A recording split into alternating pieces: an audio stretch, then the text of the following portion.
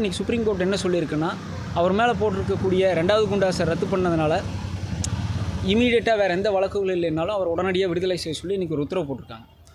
இதன் மூலயமா அவங்க ஒரு விஷயத்துலேருந்து தப்பிச்சிருக்காங்க இந்த காவல்துறை. என்னென்னா, இந்த குண்டாஸை மட்டும் அவர்களாகவே அரசாங்கமே வித்ட்ரா பண்ணாமல் இருந்திருந்தால் சுப்ரீம் கோர்ட் இன்றைக்கி ஒரு ஆர்டர் எழுதியிருந்தாங்கன்னு சொல்லியிருந்தா இன்றைக்கி தமிழகத்தில் குண்டாஸ் போடுறதுக்கான வாய்ப்புகளே இல்லாமல் போயிருக்கும். இப்போது இந்த 44 நாள் இந்த குண்டாஸ் போட்டு இவர்களே வாபஸ் வாங்குவதற்கு எதுக்கு 44 நாள்? எத்தனை போலீஸ் அலைச்சல், எத்தனை பணம் விரயம் அப்படிங்கிறத நம்ம மக்கள் சிந்திக்கணும். இந்தியா முழுவதும் போடப்படுகின்ற குண்டாஸில் 51% தமிழ்நாட்டில் போடப்படுது. அதில் எத்தனை குண்டாஸ் கன்ஃபார்ம் ஆகுதுன்னு கேட்டிங்கன்னா 1% கூட கன்ஃபார்ம் ஆகிறதில்ல. ஒன்று போர்டு ரத்து செய்து, இல்லைன்னா நீதிமன்றங்கள் ரத்து செய்து. அப்புறம் இந்த குண்டாஸ் போடுறதுங்கிறதே வந்துட்டு ஒரு மனித உரிமை மீறல் தான் நாங்கள் சொல்கிறோம். எந்த பெயில்லையுமே சவுக்கு சங்கருக்கு எந்த கண்டிஷனுமே கிடையாது. எல்லாமே நார்மல் கண்டிஷன்ஸ் தான்.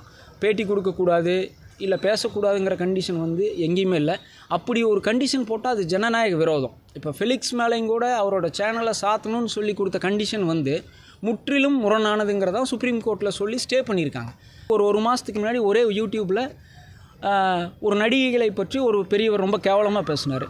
அதை வீடியோ எடுத்து அதை வெளியிட்ட யூடியூபர் மேலே ஏதாவது நடவடிக்கை எடுக்கப்பட்டுச்சா? சவுக்கு சங்கரை மட்டும் பேட்டி எடுத்த ஃபெலிக்ஸ் மேலே கைது செய்யப்பட்டார். சேனலை மூடுங்கன்னு உத்தரவு வாங்கிச்சு. ஒரு 30 நாள் சிறையில் இருந்தார். அதை விட கேவலமாக அந்த யூடியூப்பில் அந்த நடிகைகளை பற்றி பேட்டி வந்துச்சு. என்ன அரசாங்கம் என்ன நடவடிக்கை எடுச்சு? அவர் மன்னிப்பு கேட்டார், விட்டுட்டாங்கிறாங்க. அவர் வந்து மன உறுதியாக தான் இருந்தார். நீங்களும் பார்த்தீங்க, நிறையா டைம் கோயம்புத்தூர் சிறைக்கு கோயம்புத்தூர் நீதிமன்றத்துக்கு கூட்டிகிட்டு வந்தபோது மன உறுதியோடு தான் இருந்தார். கண்டிப்பாக மன உறுதியோடு தான் வெளியே வருவார்.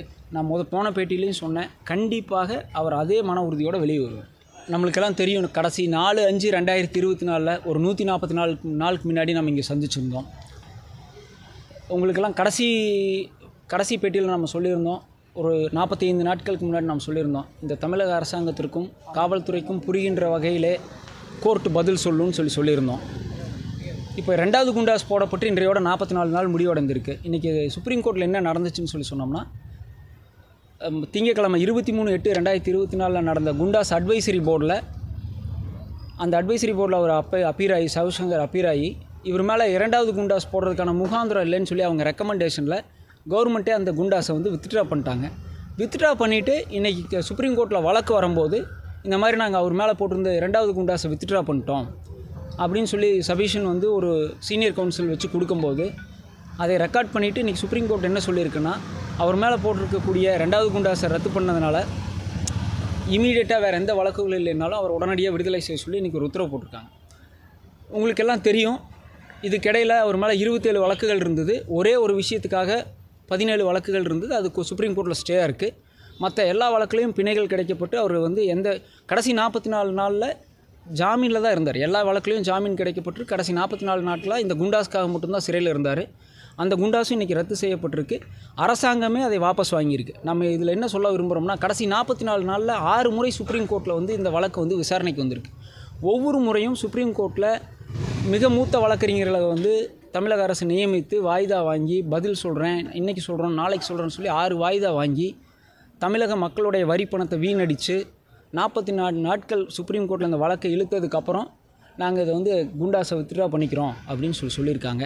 இதன் மூலயமா அவங்க ஒரு விஷயத்துலேருந்து தப்பிச்சிருக்காங்க இந்த காவல்துறை. என்னென்னா, இந்த குண்டாஸை மட்டும் அவர்களாகவே அரசாங்கமே வித்ட்ரா பண்ணாமல் இருந்திருந்தால் சுப்ரீம் கோர்ட் இன்றைக்கி ஒரு ஆர்டர் எழுதியிருந்தாங்கன்னு சொல்லியிருந்தா இன்றைக்கி தமிழகத்தில் குண்டாஸ் போடுறதுக்கான வாய்ப்புகளே இல்லாமல் போயிருக்கும். அதை வந்து கவர்மெண்ட் வந்து ஃபேஸ் சேவிங்னு சொல்லுவாங்க. அவங்க வந்து அவங்களுடைய நிலையை வந்து காப்பாற்றிக்கிட்டாங்க சுப்ரீம் கோர்ட்டில். உங்களுக்கு ஒரு விஷயம் நம்ம வந்து மறுபடியும் சொல்ல விரும்புகிறோம். இந்தியா முழுவதும் போடப்படுற குண்டாஸில் 51% தமிழ்நாட்டில் இருந்து மட்டும் போடப்படுது. அதுக்கு அடுத்த இடத்துல இருக்கிறது ஜம்மு அண்ட் காஷ்மீர், அதில் 12%. அப்போ நீங்கள் பார்த்துக்கணும், இந்த குண்டா சட்டம் தமிழகத்தில் எவ்வளவு மோசமாக பயன்படுத்தப்பட்டிருக்கு அப்படிங்கிறத நம்ம இதிலேருந்து உறுதி செஞ்சுக்கிறோம். இப்போ எங்களுக்கு கிடைச்ச தகவல் படி அரசாங்கத்தினுடைய உத்தரவு மதுரை ஜெயிலுக்கு கிடைக்கப்பட்டிருக்கு.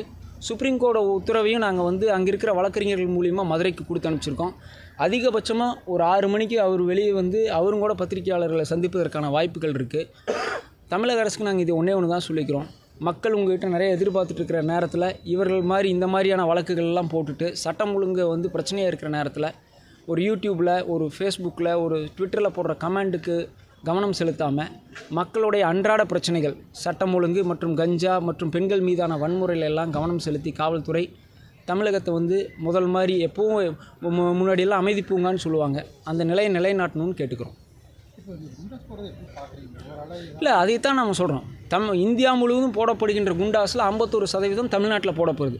அதில் எத்தனை குண்டாஸ் கன்ஃபார்ம் ஆகுதுன்னு கேட்டிங்கன்னா 1% கூட கன்ஃபார்ம் ஆகிறதில்ல. ஒன்று போர்டு ரத்து செய்து, இல்லைன்னா நீதிமன்றங்கள் ரத்து செய்து.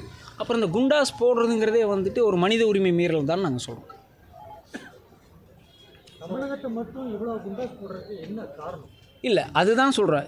நம்ம ஃபஸ்ட்டு நாள் சொன்ன மாதிரியே இந்த தமிழ்நாடு பிகமிங் போலீஸ் ஸ்டேட். உங்களுக்கு தெரியும், முதல்லலாம் ஒரு சைல்டு ரேப்பு இல்லை சென்சிட்டிவான கேஸில் கை உடஞ்சிருச்சு, கால் உடஞ்சிருச்சு நம்ம கேள்விப்பட்டிருப்போம். இப்போ அன்றாடம் ஒரு பேப்பர் எடுத்தால் ஒரு சாதாரண குற்றவாளியை பிடிக்கிறதுக்கும் கூட கை காலை உடச்சி சுட்டு தான் பிடிக்கிறாங்க. இது ரொம்ப மோசமான முன்னுதாரணமாக போயிருக்கு. கோவை வழக்கறிஞருக்கும் கூட நம்ம வந்து நீதிமன்றத்தில் வந்து மனு கொடுத்துருந்தோம், அப்படியெல்லாம் செய்யக்கூடாதுன்னு சொல்லி. அதான் it becoming police state. Goondas போடுறது ஏன் போடுறீங்கன்னா நீதிமன்றங்களும் கேட்குறாங்க. குண்டாஸ் போடுறதுக்கான முகாந்திரம் என்ன இருக்குது அப்படின்னு பார்த்துட்டு போடணும் தான் நீதிமன்றங்கள் பல வழக்கில் அறிவுறுத்தியிருக்கு. குறிப்பாக சவுக்கு சங்கர் கேஸில் 10/8/2024 பிறப்பிக்கப்பட்ட சென்னை உயர்நீதிமன்ற உத்தரவில் தெளிவாக சொன்னாங்க. இந்த போலீஸார் நடந்துக்கிட்ட விதம், குண்டாஸ் பயன்படுத்தப்பட்ட விதம் மிகவும் கொடூரமானது, தவறானதுன்னு சொன்ன அடுத்த 2வது நாளில் இந்த 2வது குண்டாஸ் போடப்பட்டுச்சு. இப்போது இந்த 44 நாள் இந்த குண்டாஸ் போட்டு இவர்களே வாபஸ் வாங்குவதற்கு எதுக்கு 44 நாள்? எத்தனை போலீஸ் அலைச்சல், எத்தனை பணம் விரயம் அப்படிங்கிறத நம்ம மக்கள் சிந்திக்கணும். இல்லைங்க, அந்த மாதிரில எந்த பெயில்லையுமே சவுக்கு சங்கருக்கு எந்த கண்டிஷனுமே கிடையாது. எல்லாமே நார்மல் கண்டிஷன்ஸ் தான். பேட்டி கொடுக்கக்கூடாது, இல்லை பேசக்கூடாதுங்கிற கண்டிஷன் வந்து எங்கேயுமே இல்லை. அப்படி ஒரு கண்டிஷன் போட்டால் அது ஜனநாயக விரோதம். இப்போ ஃபெலிக்ஸ் மேலேயும் கூட அவரோட சேனலை சாத்தணும்னு சொல்லி கொடுத்த கண்டிஷன் வந்து முற்றிலும் முரணானதுங்கிறதான் சுப்ரீம் கோர்ட்டில் சொல்லி ஸ்டே பண்ணியிருக்காங்க. சுப்ரீம் கோர்ட் பல வழக்கில் சொல்லியிருக்கிறாங்க. பெயில் கொடுக்குறதுங்கிறது, பெயில் அப்படிங்கிறது வந்து ஒரு குற்றவாளியினுடைய உரிமை. அவருக்கு பெயில் கொடுக்கும்போது கண்டிஷன் இம்போஸ் பண்ணாதீங்கன்னு பல வழக்கில் சொல்லியிருக்காங்க. அது மாதிரி பேசாதீங்கன்னு சொல்கிறதெல்லாம் ஜனநாயக விரோதம். அது நீதிமன்றங்கள் செய்யலை. அதே போல் பத்திரிகை சுதந்திரமாக இருக்கும், பேச்சு சுதந்திரமாக இருக்கும், யூடியூப்பில் நிறைய அவதூறு பரப்புவதாக இருந்தாலும் எந்த ஆத்தென்டிக் ரிப்போர்ட்டும் இல்லாமல் பேசலாம். இல்லை சார், ஆத்தென்டிக் ரிப்போர்ட் இல்லாமல் பேசக்கூடாதுங்கிறது தான்.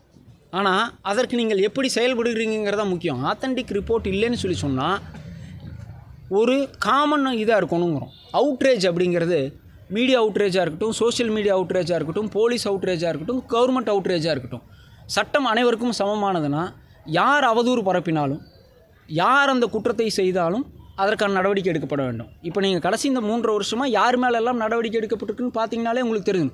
ஒரு சாரார் மேலே மட்டும் நடவடிக்கை எடுத்துட்டு அதே சாரார் இன்னொரு முறை பேசும்போதும் நடவடிக்கை எடுத்துருக்கணும் இல்லையா? உதாரணத்துக்கு வந்து ஒரு மாதத்துக்கு முன்னாடி ஒரே யூடியூப்பில் ஒரு நடிகைகளை பற்றி ஒரு பெரியவர் ரொம்ப கேவலமாக பேசினார்.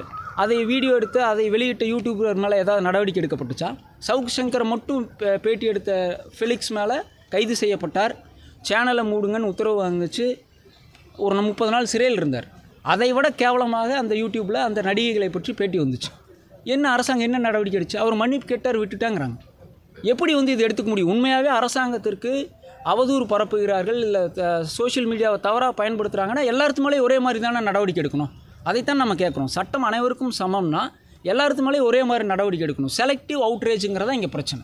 மக்களால் தேர்ந்தெடுக்கப்பட்ட ஒரு முதலமைச்சர் அவர் வந்து ரொம்ப கொச்சைப்படுத்தி அது வந்து இந்த வழக்கிலே இல்லை. அதுக்காக அவர் வழக்கு கொடுக்கல. முதலமைச்சர் வழக்கு கொடுத்துருக்காரா, கம்ப்ளைண்ட் கொடுத்துருக்காரா முதலமைச்சர் அப்படின்னு? இல்லையே. அப்படின்னா அதுக்கு என்ன இருக்குது? முதலமைச்சர் வழக்கு கொடுக்கலையே. அவரை கொச்சையாக பேசுனதா சொல்லி முதலமைச்சர் ஏதாவது கம்ப்ளைண்ட் கொடுத்துருக்காரா? இந்த வழக்கு அது இல்லை. அதை நீங்கள் புரிஞ்சுக்கணும். சும்மா மேலே சொல்லக்கூடாது. இப்போ சவுக்கு சங்கர் மேலே வந்து 27 வழக்குகள் கிட்டத்தட்ட இருக்குது. அப்படிங்கிறப்போ தமிழ்நாடு முழுவதும் பல்வேறு மாவட்டங்களுக்கு வந்து அவர் அழைத்து செல்லப்பட்டது, அலைக்கழிக்கப்பட்டதாகவும் அவரே வந்து சொல்லியிருக்காரு. ஸோ இந்த மாதிரி வந்து அவர் சந்தித்த சிக்கல்கள் என்ன? இல்லைங்க, இதில் பார்த்தீங்கன்னா ஒரு விஷயம் இருக்குது. இப்போ நான் அதுதான் சொன்னேன். சவுக்கு சங்கருங்கிறதுனால நம்ம இத்தனை பேர், இத்தனை ப்ரெஸ்ஸு, இத்தனை மீடியா, இத்தனை பேர் நம்ம நின்றுட்டுருக்கோம். இது வந்து ராமசாமி குப்புசாமிக்கு நடந்துகிட்ருக்கு. அவர்களுக்கு இந்த விஷயங்கள், இந்த வசதிகள் கிடைக்கப்படுறது இல்லைங்கிறதா எங்களோட ஆதங்கம். முதல் நாளில் இருந்து சிறையில் சவுக்கு சங்கர் தாக்கப்பட்டதா சொல்லி நான் முதல் நான் உங்களை சந்தித்ததுலேருந்து சொல்கிறது ஒன்று தான். இன்றைக்கி சவுக்கு சங்கருக்கு நடந்துச்சு. சவுக்கு சங்கருக்கு ஒரு முக்கியத்துவம் இருக்குது. இத்தனை பேர் பேசுகிறோம். இது இல்லாதவங்களுக்கு என்ன வழி? இதுக்கிடையில் அலக்களிக்கப்பட்டிருக்க 27 டிஸ்ட்ரிக்டில் 27 கேஸுன்னு சொல்லி சொன்னால் உங்களுக்கே தெரியும். கடைசியாக கோயம்புத்தூர் கேஸில் பெயில் ஆனதுக்கப்புறம் 10 நாள் அவர் புழல் சிறையிலேயே இல்லை. முழுவதும் ஊட்டி, மார்த்தாண்டம், பெரம்பலூர் இப்படின்னு வச்சுட்டே இருந்தாங்க.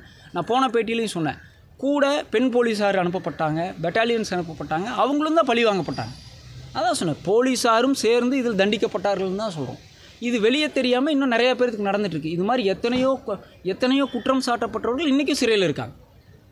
நிறைய அலக்கழித்து இன்றைக்கி சிறையில் இருக்காங்க. அதுதான் மனித உரிமை மீறல்ங்கிறோம். ஒரு டைம் பேசுனா ஒரு கேஸ் போட்டலாம், கோர்ட்டில் கேஸ் ஃபைல் பண்ணியிருக்கு, சார்ஜ் ஷீட் போட்டிருக்கு, கோர்ட்டு விசாரிக்கும், தவறு செய்தால் தண்டனை அனுபவிக்கும். இதுக்காக தான் நாங்கள் சொல்கிறோம் முதல்ல இருந்து. வெளியே வந்து மறுபடியும் அந்த சிறையில் நடந்த பிரச்சனைகள் அவருக்கு இல்லைங்க, இல்லை அதாவது யார் ஒருவருமே பாதிக்கப்பட்டவர்கள் தங்களோட பாதிப்பை பதிவு செய்யணும்னு தான் பார்ப்பாங்க. அவர் என்ன செய்கிறாரு, என்ன பண்ணுறாங்கிறதெல்லாம் இல்லை. நாம் பியூராக சட்டத்தில் சொல்கிறோம் என்ன பிரச்சனை, எப்படி இந்த சட்ட சிக்கல்கள் உருவாச்சு, இதுலேருந்து வெளியே கொண்டு வரக்கு நம்மளுக்கு 144 நாள் ஆயிருக்கு. இது ஒரு சாமானியனுக்கு இது கிடைக்குமா?